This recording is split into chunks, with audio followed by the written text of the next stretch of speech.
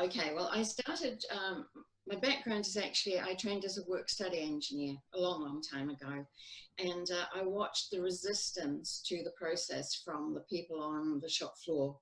And I realized that creativity is blocked by some of the things that we in management do. We do it for the best of reasons, but we don't necessarily always bring the people along with us. And so that was really what started for me, working with teams, initially working with teams in conflict for whatever reason.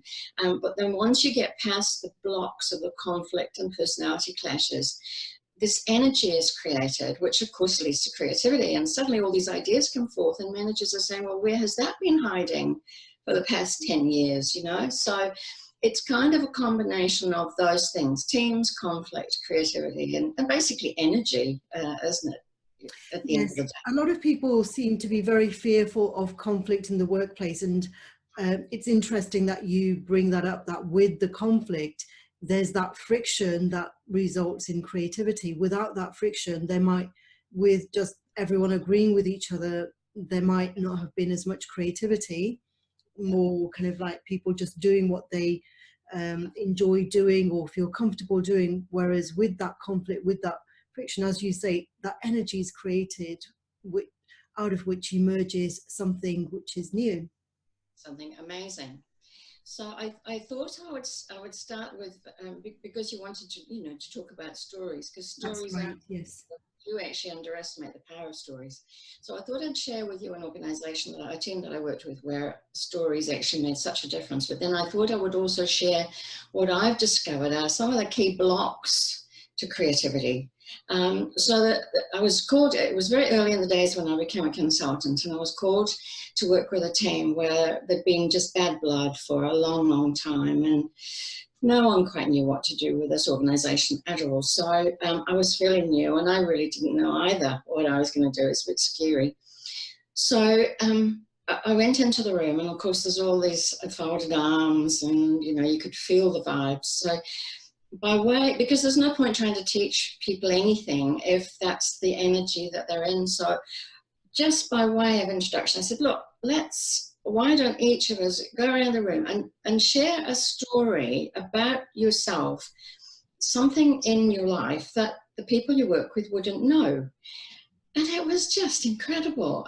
These stories started coming out, and suddenly people were relaxing, and we just moved to a completely different energy. And so that for me was the power of stories, and also getting past the blocks of the conflict and so forth by starting to realize that the people we work with are actually human, and they have lives and interests outside work. And so that was the first kind of realization that to unleash creativity, you've got to get past the blocks.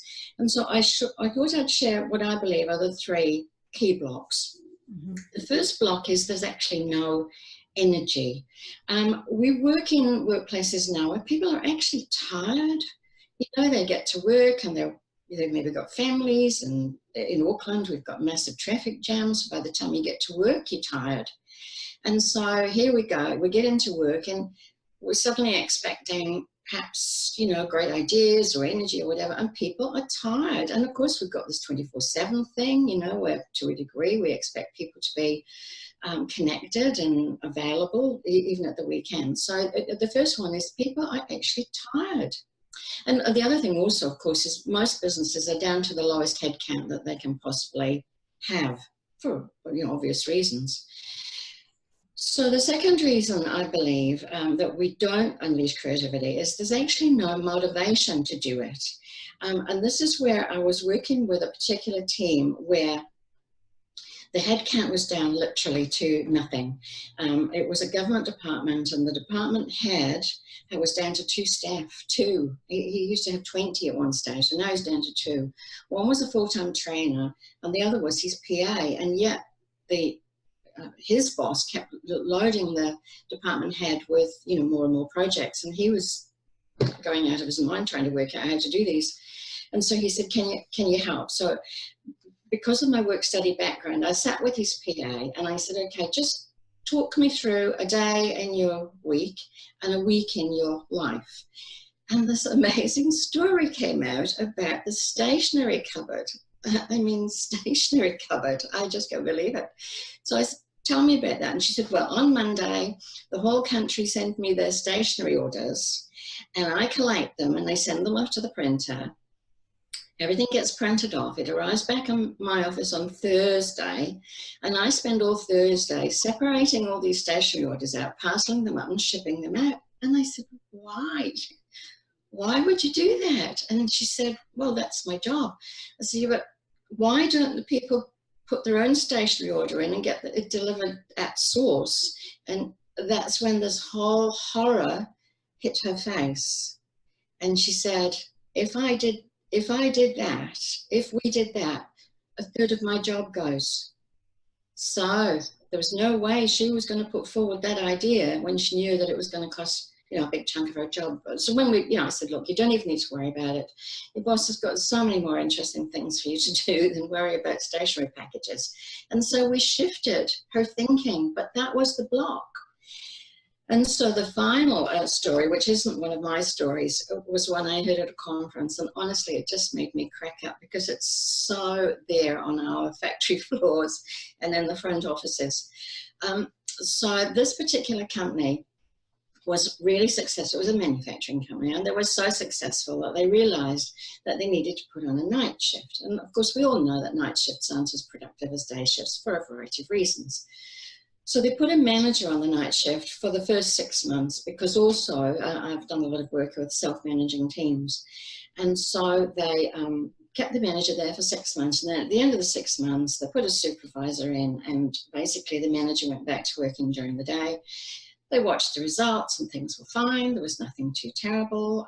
Off they went. It was about a year later, the manager decided to pop in one night and opened the doors of the factory and saw what was going on. What was going on was they decided to have 2 factory lines.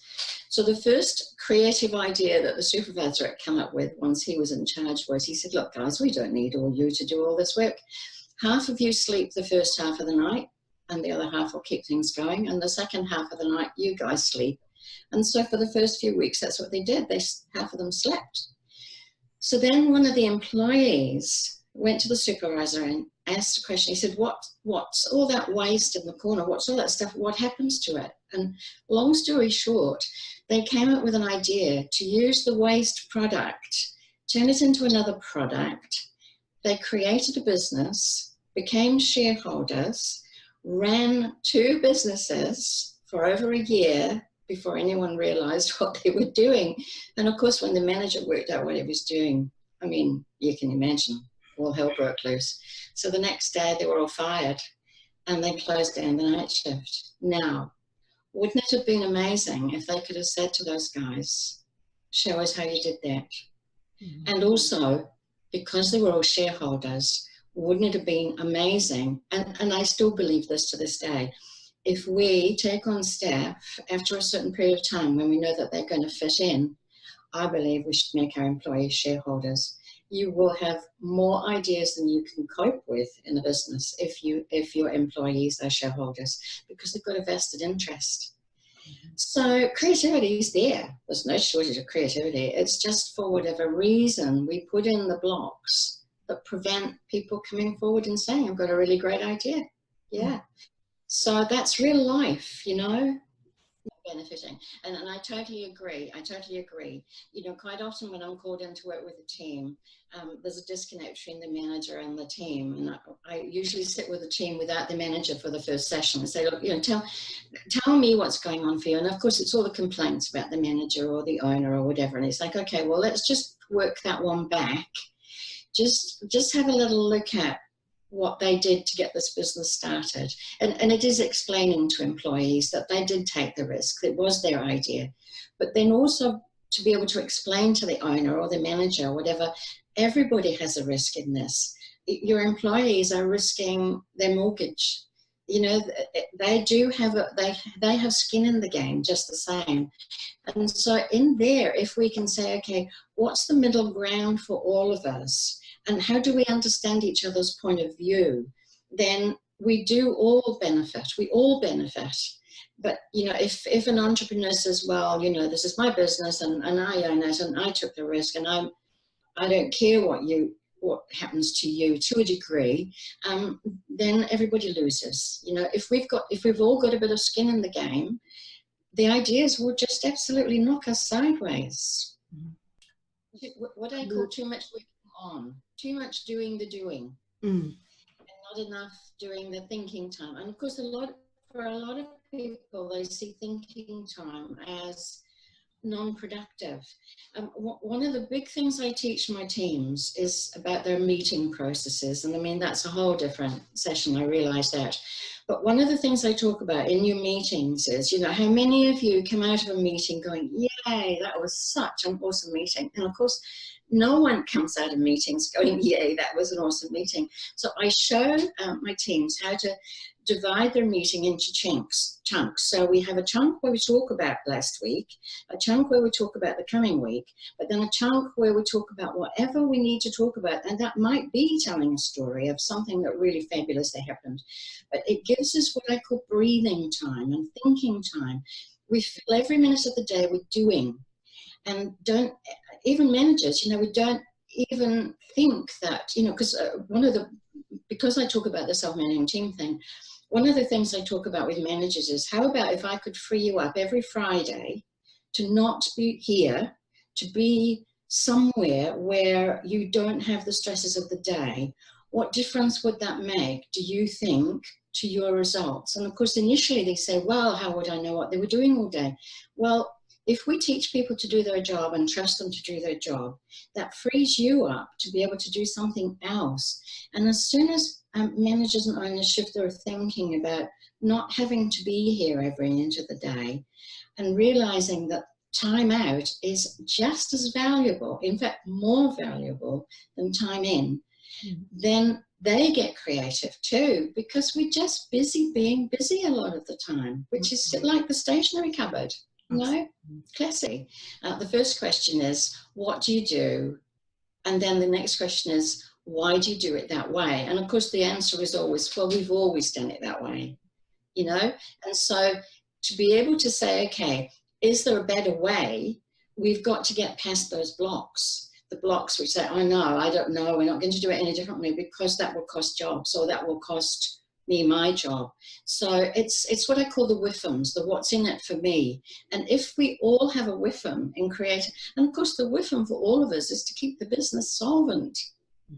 Like, you know, if I stick to doing my job this way and then suddenly the business is in trouble because we've done the efficiency, not the effectiveness, then nobody wins, you know. So I say a big part of what I do is just getting people to talk to me about that. Why do we do that? Is there a better way? How can we do it differently?